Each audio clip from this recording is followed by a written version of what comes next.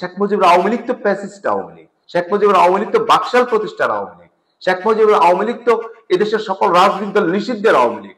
এই প্যাসিস্ট শেখ মুজিবের বিরুদ্ধে সর্বপ্রথম প্রতিবাদ করেছেন মাওলানা আব্দুল হামিদ খান ভাসানী। তিনি আওয়ামী লীগ থেকে বেরিয়ে এসেছিলেন। আমরা ফ্যাসিবাদ মুক্ত একটি বাংলাদেশ পেয়েছি, কিন্তু আমরা এখনো ঘুষ মুক্ত, সুদ মুক্ত, দুর্নীতি মুক্ত, রাহাজানি মুক্ত, চাঁদাবাজ মুক্ত আমরা এখনো বাংলাদেশ গঠন করতে পারিনি।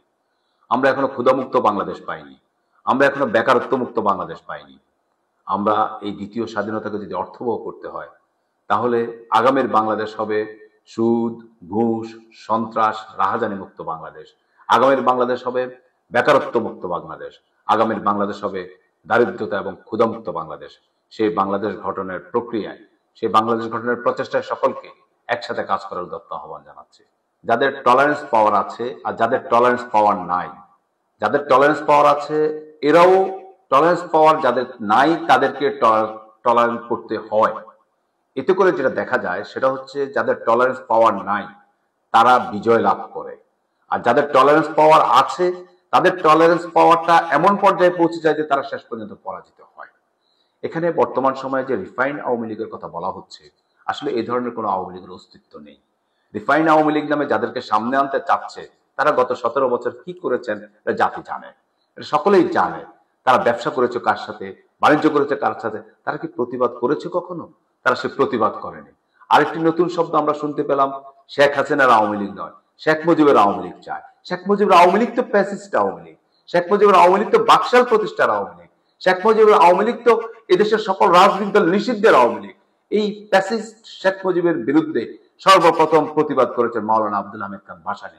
তিনি আওয়ামী লীগ থেকে বেরিয়ে এসেছিলেন।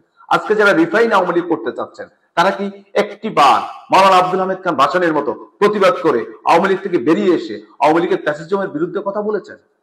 সুতরাং আওয়ামী লীগের চরিত্র, আওয়ামী লীগের রক্তে মিশে আছে প্যাসিজম। আওয়ামী লীগ কখনোই পরমত সহিষ্ণুতা তাদের মাঝে ছিল না, কখনোই পরমতের প্রতি তাদের শ্রদ্ধাবোধ ছিল না। সুতরাং বর্তমান প্রেক্ষাপটে আজকে দ্বিতীয় স্বাধীনতার 7 মাস অতিবাহিত হতে চলছে, একটি বারের জন্য তাদের একজন নেতার মুখে একটু অনুশোচনার বাণী আমরা দেখতে পেলাম না। আমরা এই যে রক্তের বিনিময়ে স্বাধীনতা অর্জন করেছি, এই রক্ত ঝরালো যার নির্দেশে সেই মাফিয়া, সেই মাদার অফ কিলার একটি বারের জন্য দুঃখ প্রকাশ করেনি। সুতরাং এতে বোঝাই যায় যে তারা সন্ত্রাসকে লালন করে, তারা রক্তপাতকে লালন করে, তারা প্যাসিজমকে লালন করে। আবার যদি তারা সুযোগ পায়, আবার যদি মাথা চাড়া দিয়ে ওঠে, তাহলে প্যাসিজম আবার প্রতিষ্ঠিত হয়, তাহলে এই বাংলাদেশটি আর আমাদের হাতে থাকবে না, বাংলাদেশটি আর বাংলাদেশের মানুষের হাতে থাকবে না। সুতরাং এই মুহূর্তে আমি মনে করি হিটলারের নাৎসি বাহিনীকে যেভাবে নিষিদ্ধ করা হয়েছে, বাংলাদেশের এই আওয়ামী লীগকেও সেভাবে নিষিদ্ধ করে তাদের এদেশের প্যাসিজমকে প্রতিষ্ঠার প্রচেষ্টাকে চিরতরে বন্ধ করে দেওয়া উচিত বলে